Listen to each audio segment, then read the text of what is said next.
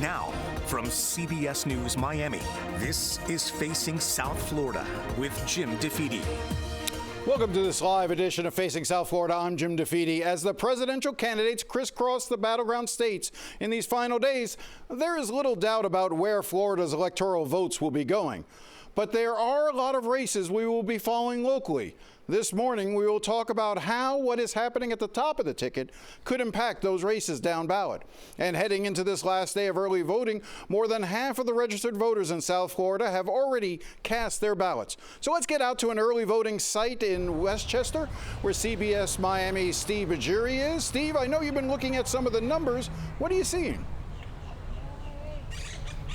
Well, Jim, it's like you said, there's a lot of participation here. We've got about more than half of the registered voters in both Miami-Dade and Broward County have voted early, but there are still a lot of people at these polling sites that want to vote and add to that total. And I want to show you here, earlier this morning at about 6:30, a half hour before it opened up, we saw some lines, and we haven't seen that usually on this day and this early in the morning on a Sunday here. But a lot of people are here because they tell me that on Saturday it was so busy that the waits were about over an hour. So a lot of people just left and said, you know what, I'm just going to come here first thing in the morning and get it out of the way. But first, let's take a look at the numbers that we've been breaking down.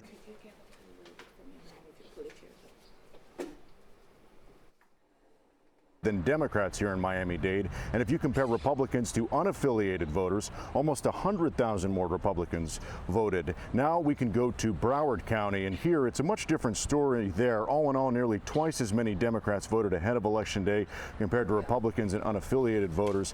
And like you said, Jim, more than 50% of the registered voters in both Broward and Miami-Dade County have already voted. That's 53% in Miami-Dade and 55% in Broward. Now back live here, the polls are open until 7 p.m. today in both Miami-Dade and Broward County. And here in Miami-Dade County, one of the real perks of it is that you can go on the website and look at all the different polling sites and see how long the wait times are. Jim? All right, thanks, Steve. We'll check back with you later. Let's get a little bit more on how the voting process is going. Joining me here in the studio is Christina White, who has been Miami-Dade's election supervisor for the past 9 years. Christina, thank you for coming in. My pleasure, Jim. So we were talking a little bit before we got started. You know, you were trying to figure out, we're trying to look at where the total vote is likely to be. We were wondering if it might hit upwards in Dade County of 80%, but you're thinking it's going to be a little bit more towards previous trends, somewhere around where do you think the voting's going to come in? Yeah, I think at this point, just seeing the number of people who have already come out and looking at previous elections of this type, that it's probably going to hit somewhere in the mid-70s, on par with previous elections, presidential elections, so maybe 72 to 75%. What's tricky here is everyone wants to try to compare 2016 to 2020 to 2024 and try to figure out, are people voting by mail more or this? And I'll have to remind folks, it's like you're comparing apples to oranges to grapefruits, because each of those cycles were so different. 2020 was very different because of COVID, and we really don't know the voting patterns of how people are going to vote in 24. What are you expecting on Election Day, just in terms of turnout and lines, and are you ready for whatever does happen if you were to get upwards of 80% finally coming out? I couldn't agree with you more. As elections officials, we look at the last 2 presidential election cycles and try to use those as our trends, because voter behavior changes from one election to another. I think in presidential elections, people tend to think lines are going to be longer on Election Day, so they get it out of the way early, which is always great. But the last presidential election, as you said, was COVID.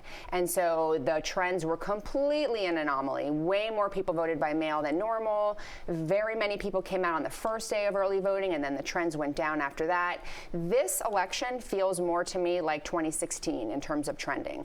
And then we also had the change in law for vote by mail, which required everybody to renew their request if they wanted to vote by mail. And so when you have a presidential election where you're going to have 75% voter turnout with historically low vote by mail turnout, then you have to go in expecting that you're going to have a very high in-person turnout. And so we have prepared for that. So all of the equipment allocation, we put a lot of math into all of this. And so our equipment allocation, our staffing for both early voting and Election Day took that into account. And I'm very happy to say that voters during early voting have had a very smooth process. We have had some spikes in wait times, but overall very, very modest. For election day, same thing. So we are making sure that we have everything fully equipped. Staffing is commensurate with what we expect turnout to be. And a big key here is for voters to come prepared. You can go to our website, look at your sample ballot, know the contents of that ballot in advance. And if you are already informed about the questions and know how you're going to vote, that is also going to help a lot with those lines. Read your ballot, have a plan going into the polling. Don't look at them for the very first time. You'll probably get a little confused and take more time. I want to talk a little bit about the folks who do this, who work for you, who work for elections in general, because so often we hear disparaging comments about them, and people want to question whether or not there's something wrong with what happens behind the scenes. We saw that with the 2020 election. But I want you, as someone who's led these folks for years, nobody's doing this to get rich. None of the folks who are getting paid to work polling sites or the rest of it. Why do they do it? Because at the end of the day, it's a lot of work, long days, long nights, and sometimes you get a lot of grief. That's all true. Yes, we all do this because we feel it's our responsibility. I think that people who work in the elections field really will tell you that we feel it's a calling at a point. You're right. Nobody's doing this for the money. It is because we want to be part of the process. Anybody who has any sort of concerns about the process should participate. That's always the suggestion that I give.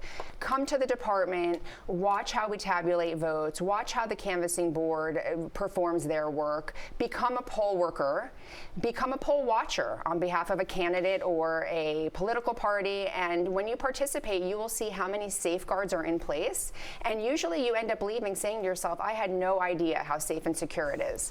You've been the supervisor of elections for 9 years. You worked for years before that. We are now moving to an elected position.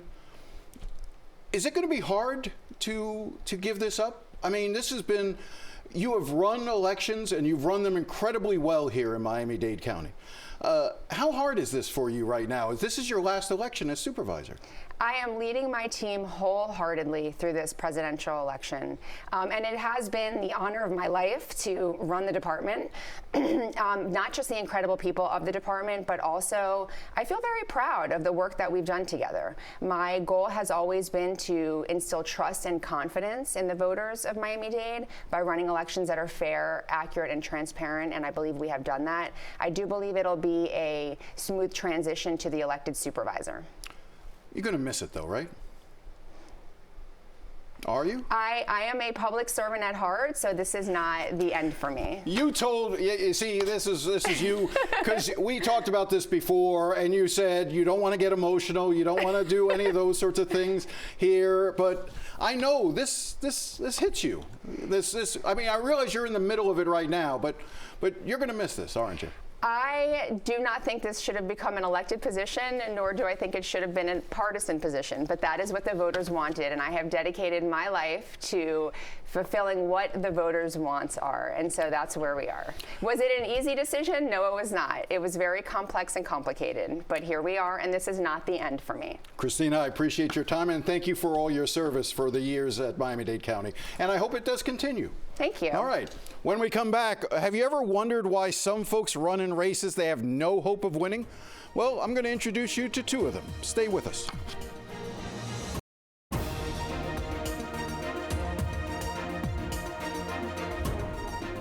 Welcome back. Election night is expected to be a long one, and it is quite possible we may not know the results of who won the presidency for several days. But that won't be the case for most races. In fact, the vast majority of congressional races will likely be called the moment the polls close. That's because most congressional districts have been so gerrymandered as to heavily favor one party or the other that there is typically no real suspense. Nevertheless, there are candidates who know running that they have no chance of winning. Here is the story of two of them in South Florida. So why are you doing this? Why are you running for Congress? Oh my gosh, Jim, that's a question for a psychiatrist, I'm sure. Joey Atkins is a Democratic candidate for Congress, running against Republican Mario Diaz-Balart, a 10-term incumbent who is in a seat drawn to guarantee his re-election on Tuesday. It doesn't upset me, it doesn't get me angry, because I love a challenge. And when nobody expects anything of you, it kind of takes the pressure off. You can kind of just be yourself. I mean, Jesus, look at me, man. Like, come on. You know what I mean? I'm myself. That's the thing. Like, I'm not beholden to a party. I'm beholden to whoever votes for me, right? The 39-year-old Atkins is one of the long shots that you often find on the ballot. Quixotic candidates who run for myriad reasons without any real hope of winning. I wasn't overly delusional, maybe somewhat, but not overly delusional when I got in. So I didn't expect to have the red carpet rolled out and to be just completely bankrolled by the party. But I did expect a little more. There's a built-in system that I don't think favors the majority of the people in this country. There are people out there who are going to vote for Mario Diaz-Balart, who I'm willing to bet my life probably see more eye to eye with me on more issues than with him, like truly. And that's the frustrating part. Atkins isn't alone in his unlikely quest. His Republican South Florida doppelganger is Jesus Navarro, who is mounting his second run against Democrat Federico Wilson. Last time out, he was crushed, as Wilson won 72% of the vote. So why do it again? Navarro agreed to meet with me recently to explain. So why are you running for Congress? Well, at least that was the question I was going to ask him, but he didn't show up. You know, he was supposed to be here 40 minutes ago and he won't answer his phone. Navarro has raised a total of $634 for his campaign, including a $25 loan to himself. His campaign centers on a photo of himself with Donald Trump and a series of social media posts describing Wilson as pro-murder, pro-rape, and pro-pedophile. And last week, he picked up this endorsement. This is Roger Stone. Jesus Navarro is running against a cowboy hat-wearing communist, and I strongly urge you to vote for him on election day. Unfortunately for the 36-year-old, neither Trump nor Stone are very popular in a district that is rated one of the most Democratic districts in the country. But running did allow Navarro to attend a lot of different events and get selfies with Trump and the whole cavalcade of MAGA stars, like Marjorie Taylor Greene, Carrie Lake, Don Jr., Alina Habba, the Blacks for Trump guys, Matt Gaetz, and so many, many others. And maybe for Navarro, that was reason enough to run. For Atkins and many of these long shot candidates, there is also the noble belief that no candidate for elected office should run unopposed. At the very least, I wanted to give them a choice, just something. You know, I might not be able to reach everybody. I'm confident, quite certain there are thousands of people in this district who have no idea who I am. You're not going to be surprised if you lose on election night. I won't be surprised. Will I be hurt? Yeah, I'm sure my ego will take a bit of a hit. But as this goes on and I learn more about the process, how it works, I engage with the people, which is my favorite thing to do, is go knock on doors and talk to people about what their issues are, not me to tell them what they should be. I'm actually more encouraged than ever that I'm here and I'm going to be here forever and ever. You know, you're going to try this again?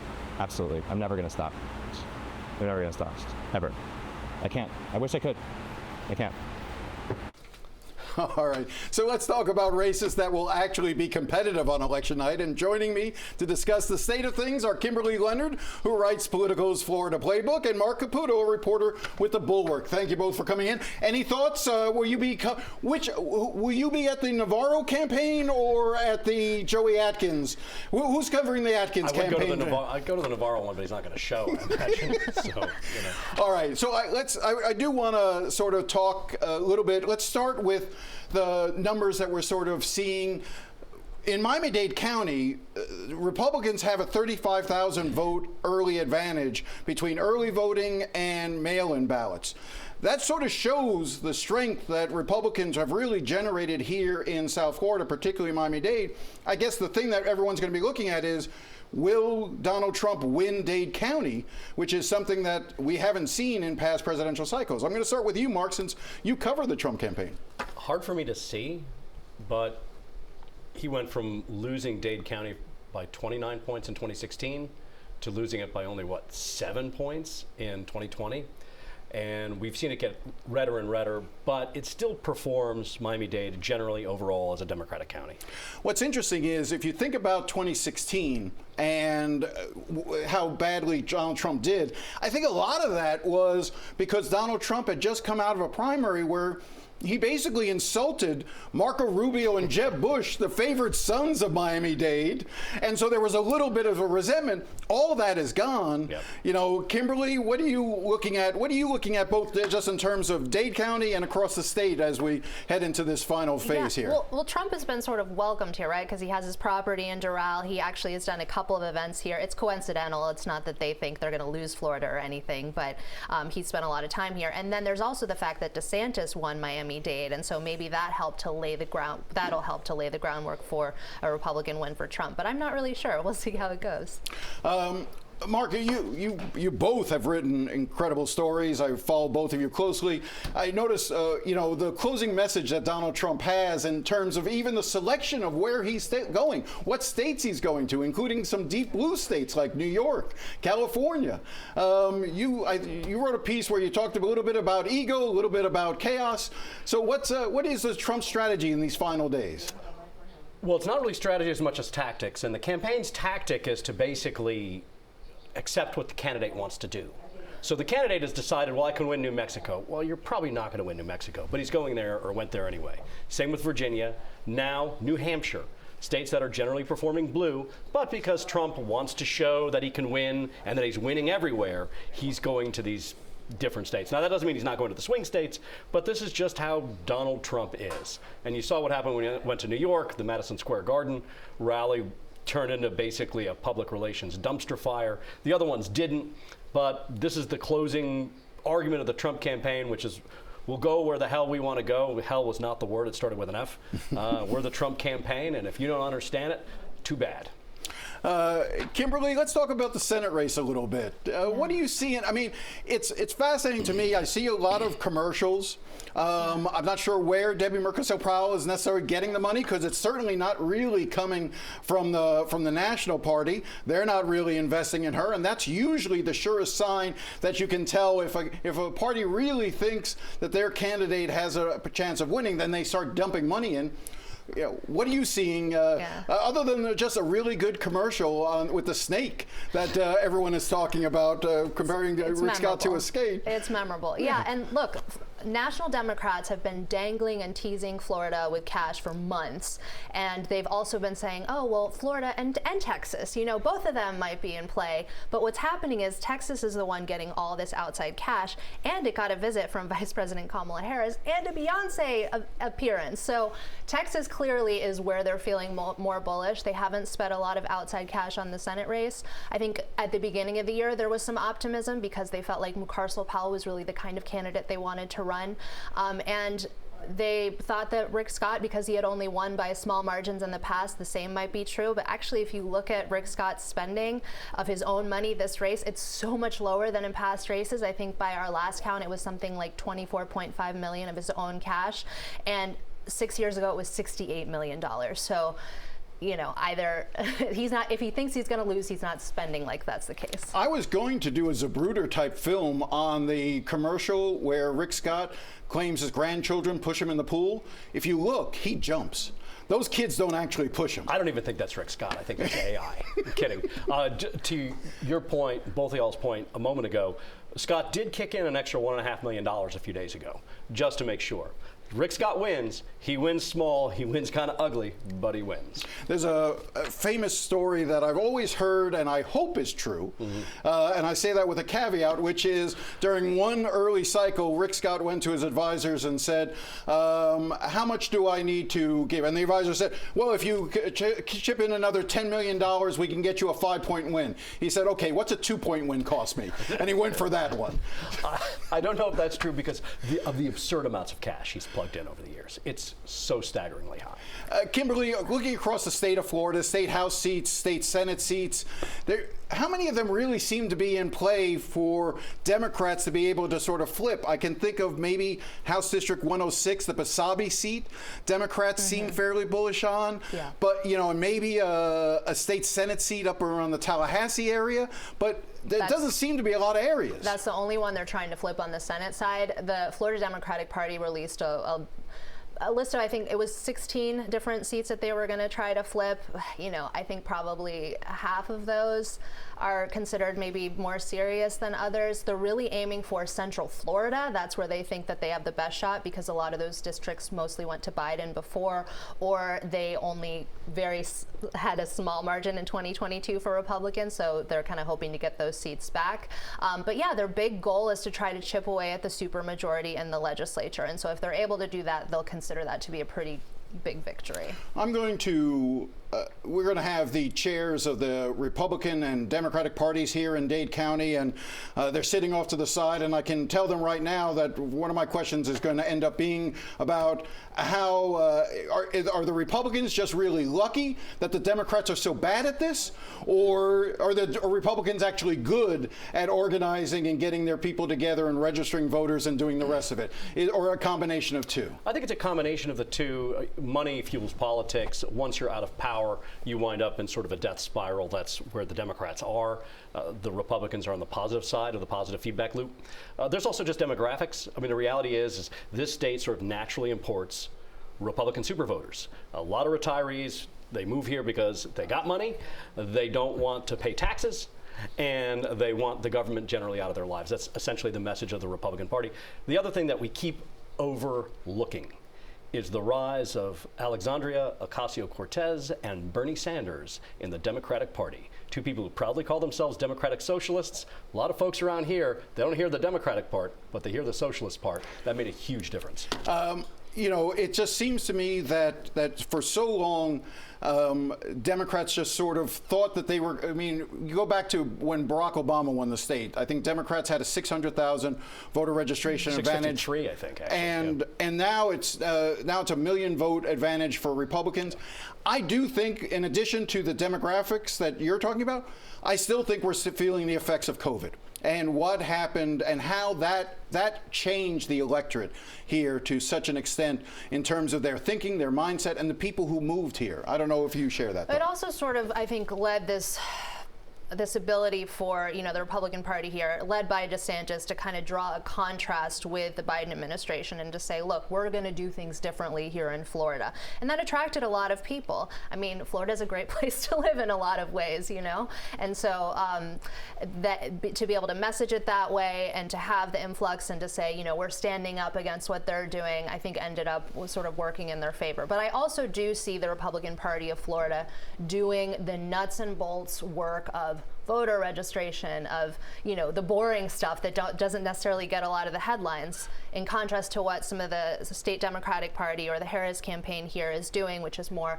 loud, showy things like driving a reproductive rights bus by Mar-a-Lago. That doesn't register voters, right? But it's fun, it's showy, but that's sort of the contrast that I've noticed being on the ground, following, you know, the different parties around and kind of seeing what they're doing, and just the way that they approach the election. Remember talking to Joe Gruters during the pandemic, and Republicans were still going door to door registering voters throughout it. Yeah. And the Democrats said, no, we're going to lead by example by not trying to register voters door to door. We're going to show that we're the responsible party, and now they're getting their butts kicked. In part, yeah. And to what Kimberly just said, you know, the abortion bus is not necessarily a great way to drive voter turnout. And it is a good way possibly to partisanize, if that's a word, the abortion rights amendment and make Republicans think, this is a Democratic trick, therefore I'm going to vote against it. Since it takes 60% to approve a constitutional amendment in Florida, the last thing that the sponsors of the abortion rights amendment needed was it to be identified as a Democratic turnout plan. Well, so let's stick with the abortion question for a second. Yeah. We're going to talk more about it later in the show with both of you. But where do you see that right now? That's 60% right there at the edge. I think it's probably around there right at the edge. There are going to be a lot of Republican women who vote for the amendment and vote for Donald Trump. There might be a lot of just Trump voters writ large who do the same thing. The abortion rights amendment supporters, in fact, have sent out flyers and now have done at least one video that has been sent out on social media messaging to people saying Donald Trump is against Florida's existing 6-week abortion ban. You should be too. Therefore, vote for the Abortion Rights Amendment. They're sending that to Republicans. Smart idea. We're going to talk more about Ron DeSantis and his impact on this amendment. But give me your quick thoughts on abortion right now and where that amendment stands. I think the polls show that it's just on the line. You know, if it doesn't get 60%, then it's not a go. One thing to keep in mind is that there are ways that the legislature, in the case both for the abortion amendment and the one on cannabis, that it can move to sort of chip away at some of the language or, you know, regulate it in different ways, narrowly, but it'll still exist. So even with passage, it's probably a long slog for both. If I could just add one thing. One of the things that DeSantis and the legislature, the Republicans in the legislature are claiming is, oh my God, if these amendments pass, we can't do anything. But they've shown a complete willingness to disregard the general sentiment of the voters in the past by, as she said, chipping away at these amendments. You'll see the same thing here. All right, we're going to talk more about that. That's a good tease for what we're going to talk about a little bit later. But when we come back, we will talk to the chairs of the Republican and Democratic Party, unless they've run out of the building screaming with this last segment. Stay with us. Now, from CBS News Miami, this is Facing South Florida with Jim DeFede. Good morning and welcome back to this special live 1-hour edition of Facing South Florida. Today is the last day of early voting, and I want to get right out to CBS News Miami Steve Majiri, who is at an early voting site in Westchester. Steve, what are you hearing from folks out there? Well, Jim, we've just gotten the state data on how many Floridians have voted early this election season. It's about 7.6 million, and there's been a lot of participation, especially here in South Florida. And even though this is the last day, it's been a very busy day here. Now, it's 6:30, half hour before the polls opened up here at this library in Westchester. People were lining up here, and that's because one voter told me that yesterday there were actually busy lines where people had to wait as long as an hour, and a lot of people left and just said, you know what? I am going to come here this morning and get it out of the way. But now let's take a look at the data that's just coming into us here on the statewide data. You can see about 1 million more Republicans have voted so far than Democrats. And if you compare the Republicans to unaffiliated, it's right around 2 million more than them. And here locally in South Florida, as we've reported, more than 50% of the registered voters in both Broward and Miami-Dade County have already voted. That's 53% in Miami-Dade and 55% in Broward. And we've spoken to voters that came here asking them, you know, what brings you here to the final day? And one voter told us it's because she had to wait on those long lines at this site yesterday. Here's what she had to say. We came yesterday and my husband waited for 2 hours. Waited for 2 hours, and since we have 4 kids, we didn't have anyone to watch them, so we were going to switch, and I said I'm not waiting 2 hours, so I said I'll come tomorrow. And back live here, the polls are open until 7 p.m. today. And one of the perks about voting early is that you can actually find out here in Miami-Dade County just how long the lines are. If you go on the website, it gives you an estimate anywhere from 0 to 15 in about 15-minute increments. Jim? Thanks, Steve. Joining me now is State Senator Chevron Jones, who is the chair of the Miami-Dade Democratic Party, and State Representative Alex Rizzo, who is the chair of the Miami-Dade Republican Party. Thank you both for coming in, gentlemen. So I'm going to start with you, Chev. You may have heard the description that I had earlier. In Miami-Dade, Democrats are about 35,000 votes behind Republicans. Not considered a good sign. I think 64% of Republicans have already voted. I think it's only about half of Democrats.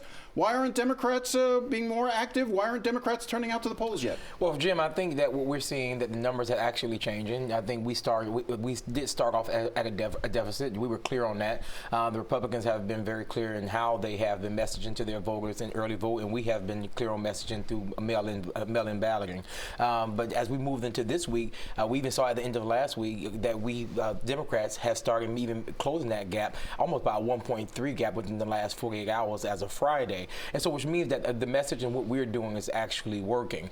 We know that we were going to have a good weekend yesterday and today. And then we also believe that on Tuesday, we're also going to have a good day on Election Day. Yesterday, between mail-in ballots and early voting, Republicans beat you by, I think, about 200 votes. It wasn't a lot. It wasn't a lot. But it was. But you didn't make up any ground. Yeah. Why is that? Well, I can't speak to why we didn't make up any ground yesterday, but what I can tell you is that as ballots are being counted and the mail-in ballots are even coming into early voting sites, again, we are seeing this trend that is changing from last week and moving into this week. And I'll end with this, is that, a lot of individuals within Miami-Dade County, as we've been making these phone calls, many of them thought they were going to receive their mail-in ballots, and we had to encourage them that you're not going to receive a mail-in ballot as you've done in the past, and you have to go to your early voting site to do it. Alex, why are Republicans? Republicans seem very eager to get out and vote, but are you cannibalizing your vote early? No, we're not. No, people are passionate. People want to get out. We've told them the importance of getting out because we knew that it would be an historic election. More people are going to vote in this election than ever before in Dade County. So it's incumbent on everyone to get out and vote early. Take those ballots over to the sites, put them in. Don't wait for Election Day. Don't wait for Election Day. There's no reason to wait for Election Day. You never know if we're going to have a storm. It's been a very active storm season, as you know. But really, I think it's just passion. People want to get out and vote. And really, the most, heartwarming part of this whole thing and encouraging part of this entire election has been the number of new voters. It's unbelievable how many new voters voting for the first time are voting in this election. How confident are you that Donald Trump is going to win Dade County? Very. He's winning. Is he going to win Dade County? Absolutely not. I think Vice President Kamala Harris will win Miami-Dade County because we've even seen that the independents are not leaning Republican. Independents are leaning Democrat. All right. I'm sure you have a different view of where the NPAs are. Where do you think they are? I believe the majority is with the Republicans. They're voting conservative. That's what all of our polling data has suggested. That is what our exit polls have told us, is that people are going out, especially the independents. And what we've seen is that the independents really have started with the last momentum. The latest momentum has been independents getting out and voting. All right, I want to play some sound here for you, Alex, for a second, because last Sunday I interviewed Debbie Murkisel-Powell on this show. She left here and went to an early voting site in Kendall, where she was confronted by a group of Rick Scott supporters. I think she went there, and I'll be honest, I think she went there in part to try to confront Rick Scott for refusing to debate her. Only Senate candidate to ever refuse to debate anyone in a statewide race here in Florida, in my memory. I think the only Senate race in the entire United States that didn't have a debate between the two major party candidates. Yet, nevertheless, she went there probably to give some grief to Rick Scott, and she got confronted by Alina Garcia, a candidate for Supervisor of Elections. Let's play that video. You're running for it. You're running for it. Conflict of interest, hard. Conflict of interest.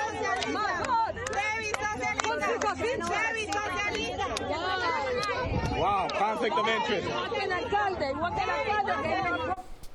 So just to be clear, let's throw up the picture that we have. This was, in case you didn't realize it, the woman in the pink. Let's show the picture. That's Alina Garcia shouting Socialista. She's running for Supervisor of Elections, and she is at an early voting site haranguing and harassing a Democratic candidate. Is that appropriate? No. What I see as inappropriate is I was there. Actually, you don't see me in the background, but I was standing there. And I can tell you that the analysis is totally backwards. We were there. Rick Scott was there to have an event with supporters. Here comes Debbie Murkisel-Powell's bus. She got there. As soon as the senator got there, her supporters went out. They started agitating the crowd. They started trying to break up the crowd. They actually got into physical confrontations with the crowd. And what I find appalling is that candidate was skulking around while her supporters were causing this disruption. She's skulking around, not stopping them, not asking, not asking them to stop what they're doing. No, she was skulking around trying to get into the crowd where Rick Scott was.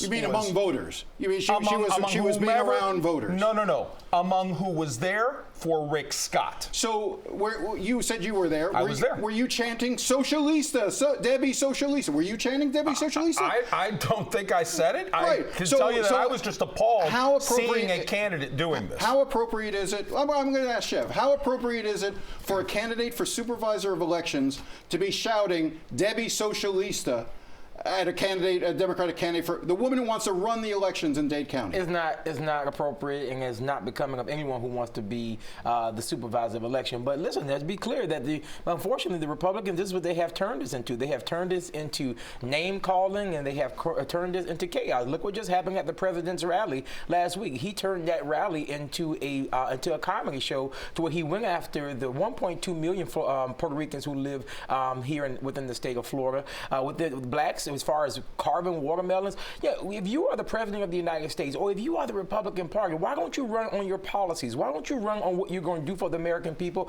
or for the Floridians? I want to bring Alex back in. Go ahead. No, I'm glad that Senator Jones does acknowledge that President Biden did call half of America garbage. He did not call them garbage. What the president did, he called the joke tasteless, and that it was garbage. That's not what was said. Okay, I want to bring it back to Florida politics.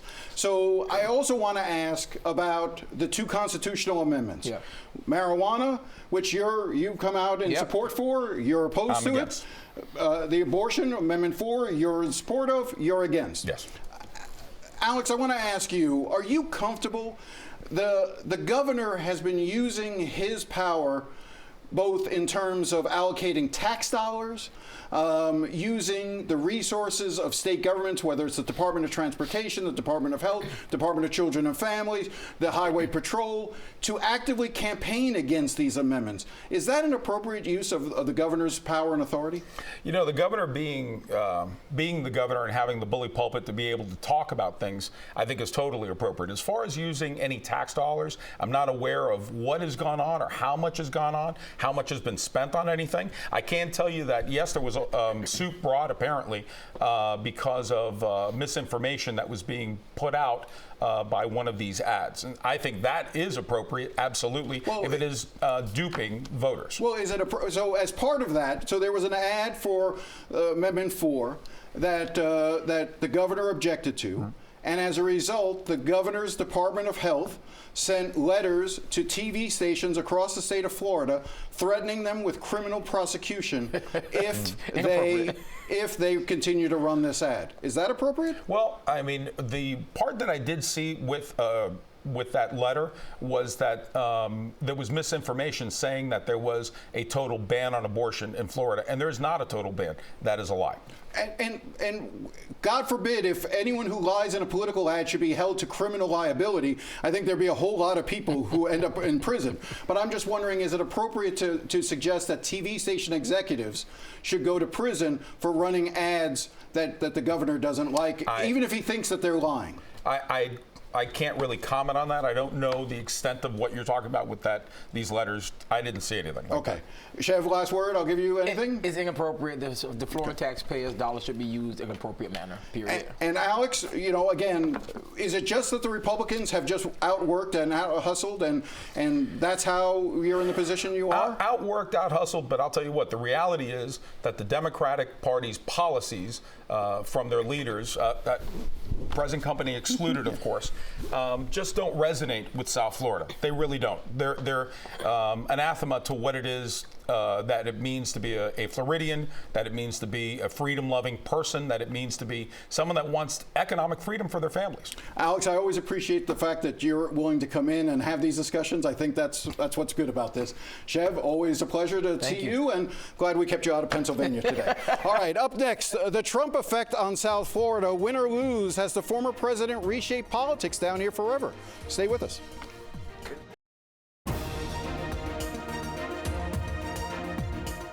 Welcome back. Donald Trump's impact on the local elections this year can't be underestimated. I want to bring back our reporters, Kimberly Leonard from Politico and Mark Caputo with The Bulwark.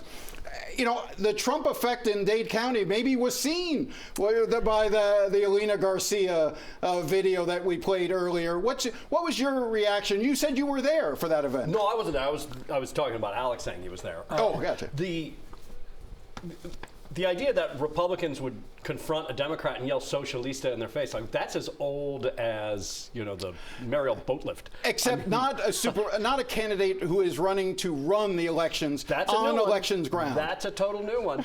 But Alina is a former aide and close ally of former Congressman David Rivera. This is right out of his playbook.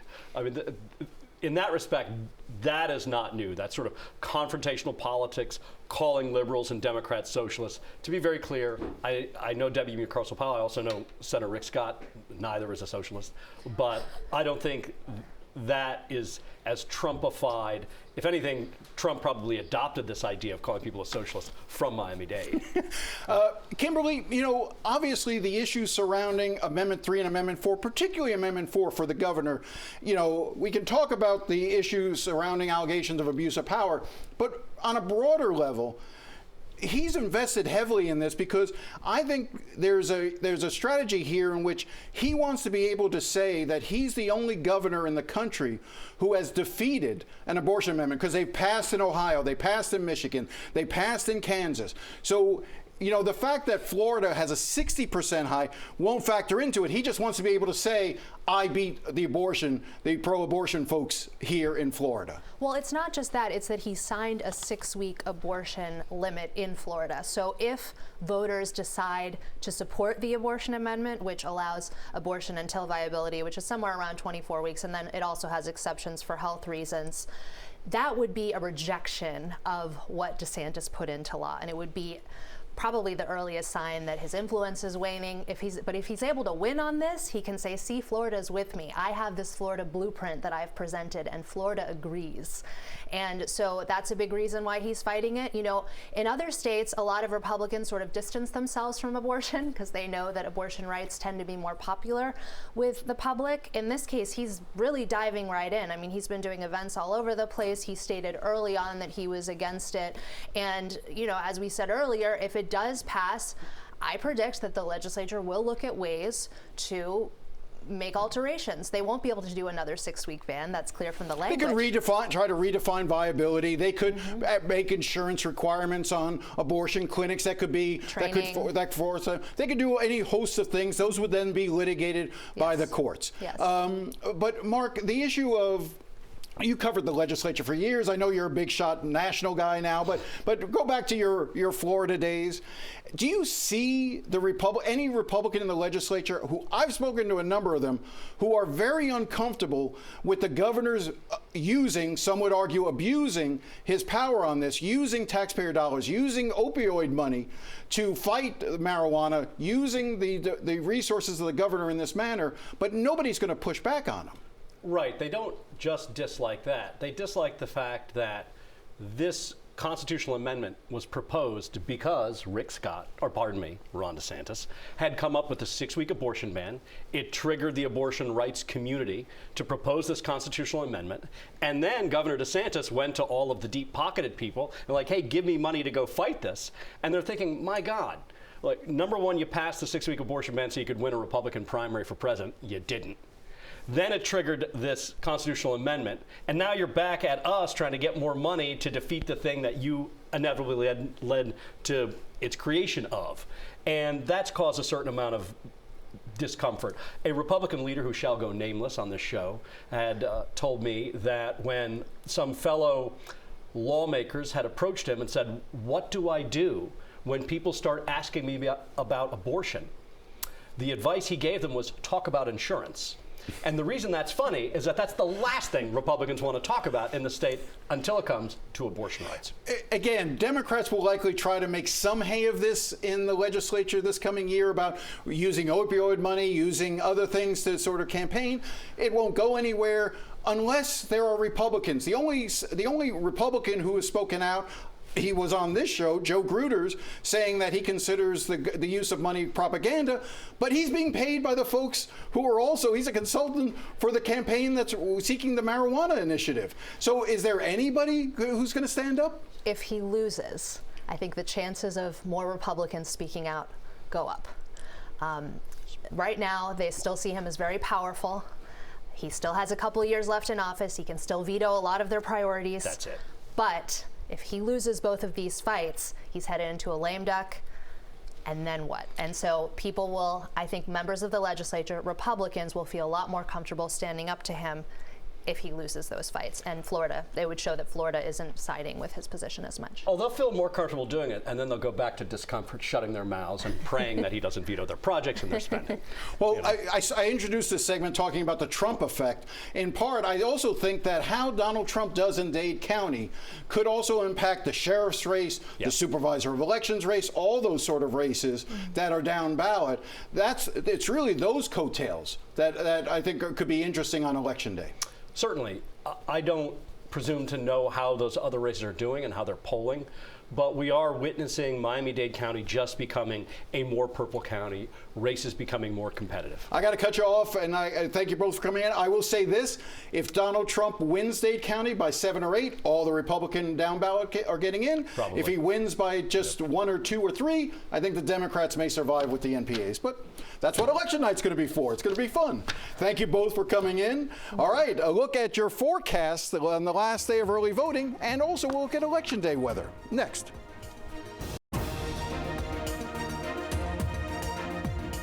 Welcome back. Let's check in with next weather meteorologist Lisette Gonzalez. She's here with the forecast for the last day of early voting today and that all-important Election Day weather outlook. Lisette. Yes, good morning, Jim, and happy Sunday, everyone. As you're getting ready to head outside and vote, you can see that we are in for breezy conditions. Right now, it's mainly dry, so no excuses. We will see the potential for some spotty showers, though, so just keep the umbrella in the back seat of the car. Temperatures will be around 83 as we head into 1 p.m. and a 20% chance of rain through 4 p.m. with a temperature of 85 degrees at that point. And then heading into the evening, of course, the sun setting earlier today at 5:37 p.m. because of the time change, and we'll only see a 10% chance of rain around 6 p.m. with 79 degrees. So let's take a look at Tuesday, which of course the polls open at 7 a.m. and I think you'll be good to go if you're headed out there in the morning with the upper 70s. It'll be fairly comfortable with a mix of sun and clouds, but it will be downright windy as we head throughout Tuesday. In fact, winds could be gusting as high as 30 miles per hour or stronger, and because of that east wind, there will be some scattered showers as we head into the noon hour. 82 degrees, the high will be near normal, 84, with a 40% chance of some of those passing showers. It won't be a washout by any means, but of course the polls do stay open through 7 p.m. and we will see the chance for a few showers, and it will be warm around 80 degrees. So overall, we are going to see some windy weather for Election Day, and of course, we will be keeping an eye on the tropics. Back to you, Jim. All right, thank you, Lisette. A few words about voting when we return.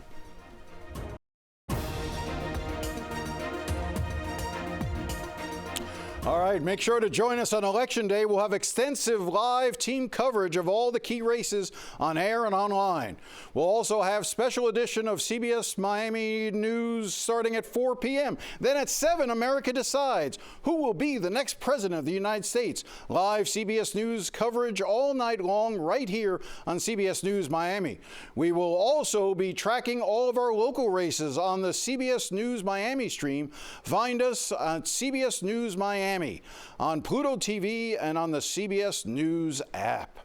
All right, now before we go, a final word about this Tuesday's election. I really do believe this is the most important and consequential election of my lifetime. It is very easy to take the democracy we have for granted, and that would be a mistake. Let your voice be heard. Vote as if your life depends on it, because I can assure you, for many people out there, their lives and their future will indeed be changed by what happens on Tuesday. So don't sit this one out. Thanks again for watching, and enjoy the rest of your day.